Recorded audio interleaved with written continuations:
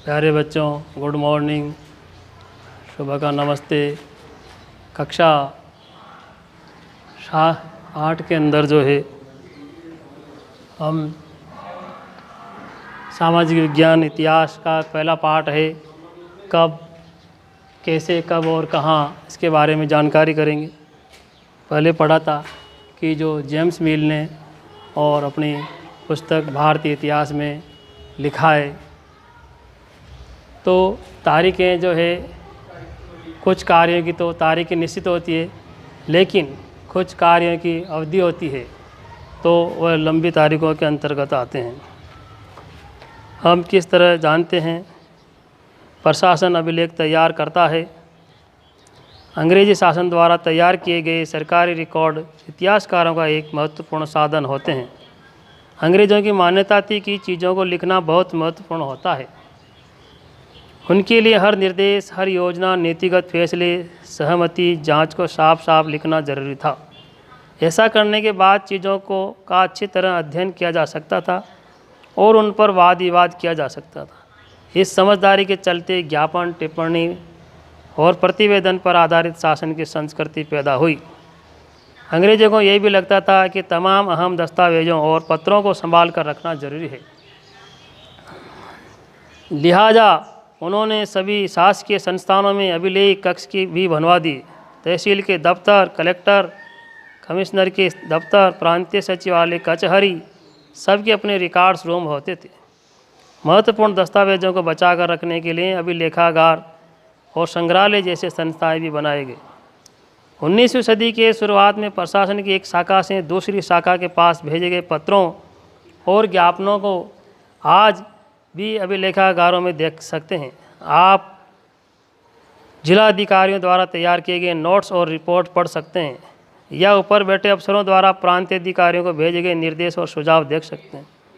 19वीं सदी के शुरुआती सालों में इस दस्तावेजों के सावधानीपूर्वक नकलें बनाई जाती थी। उन्हें खुशनवीसी के माहिर लिखते थे। खुशनवीस या सुलेख नवीसी ऐसे लोग होते थे जो बहुत सुंदर ढंग से चीज़ें लिखते। 19वीं सदी के मध्य तक छपाई तकनीक भी फैसले लगी थी। इस तकनीक के सहारे अब प्रत्येक सरकारी विभाग के कार्यवाहियों के दस्तावेज की कई प्रतियां बनाई जाने लगी। सर्वेक्षण का बढ़ता महत्व। औपनिवेशिक शासन के दौरान सर्वेक्षण का चलन भी महत्वपूर्ण होता गया। अंग्रेज़ों का विश्वास था कि किसी देश पर अच्छी तरह शासन चलाने के लिए उसको सही ढंग से जानना जरूरी होता है, यानी जानकारी करके ही हम जो है शासन कर सकते हैं, राज कर सकते हैं। 19वीं सदी की शुरुआत तक पूरे देश का नक्शा तैयार करने के लिए बड़े बड़े सर्वेक्षण किए जाने लगे। गाँव में राजस्व सर्वेक्षण किए गए। इन सर्वेक्षणों में धरती की सतह की कैसी है, धरती की सतह, मिट्टी की गुणवत्ता कैसी है, वहाँ मिलने वाले पेड़ पौधों और जीव जंतुओं तथा स्थानीय इतिहासों व फसलों का पता लगाया जाता था। अंग्रेज़ों की राय में किसी इलाके का शासन चलाने के लिए इन सारी बातों को जानना जरूरी था। 19वीं सदी के आखिर से हर 10 साल में जनगणना की भी जाने लगी। जनगणना के जरिए भारत के सभी प्रांतों में रहने वाले लोगों की संख्या, उनकी जाति, इलाके और व्यवसाय के बारे में जानकारी इकट्ठा की जाती थी। इसके अलावा वानस्पतिक सर्वेक्षण, प्राणी वैज्ञानिक, पुरातात्वीय, मानवीय शास्त्रीय, वन संरक्षण आदि कई संरक्षण किए गए। अधिकृत रिकॉर्ड से भी पता नहीं चलता। रिकॉर्ड्स के इस विशाल भंडार में हम बहुत कुछ पता लगा सकते हैं, फिर भी इस बात का नज़रअंदाज नहीं किया जा सकता है कि सरकारी रिकॉर्ड है। इनमें हमें यह पता चलता है कि सरकारी अफसर क्या सोचते हैं, उनकी दिलचस्पी किन चीज़ों में थी और बाद के लिए वे किन चीज़ों को बचाए रखना चाहते थे। इन रिकॉर्ड्स से हमें ये समझने में हमेशा मदद नहीं मिलती कि देश के दूसरे लोग क्या महसूस करते थे और उनकी कार्यवाही की क्या वजह थी। इन बातों को जानने के लिए हमें कहीं और देखना होगा। जब हम ऐसे दूसरे स्रोतों की तलाश में निकलते हैं तो उनकी भी कोई कमी नहीं रहती, लेकिन सरकारी रिकॉर्ड्स के मुकाबले उन्हें ढूंढना ज़रा मुश्किल साबित होता है। इस लिहाज से लोगों की डायरियाँ तथा तीर्थ यात्राओं और यात्रियों के संस्मरण, महत्वपूर्ण लोगों की आत्मकथाएं और स्थानीय बाजारों में बिकने वाली लोकप्रिय पुस्तकाएं महत्वपूर्ण हो जाती। जैसे जैसे छपाई की तकनीक फैली, अखबार छपने लगे और विभिन्न मुद्दों पर जनता में बहस भी होने लगी। नेताओं और सुधारकों ने अपने विचारों को फैलाने के लिए लिखा, कवियों और उपन्यासकारों ने अपनी भावनाओं को व्यक्त करने के लिए लिखा, लेकिन ये सारे स्रोत उन लोगों ने रचे हैं जो पढ़ना लिखना जानते थे। लिखा किसने? जो पढ़ना और लिखना जानते थे।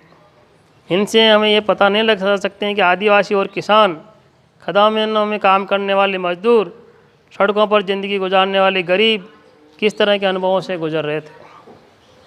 अगर हम थोड़ी सी और कोशिश करें तो इस बारे में जान सकते हैं।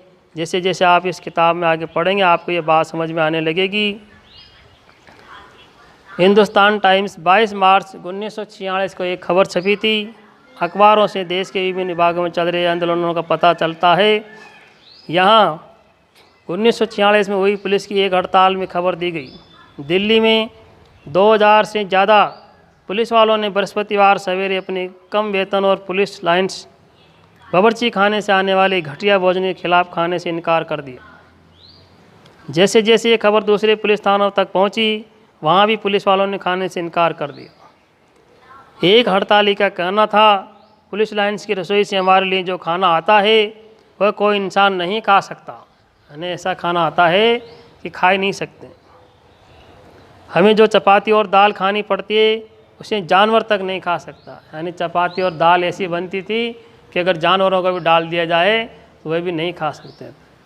तो इस प्रकार से जो ये खबर छपी थी उस समय।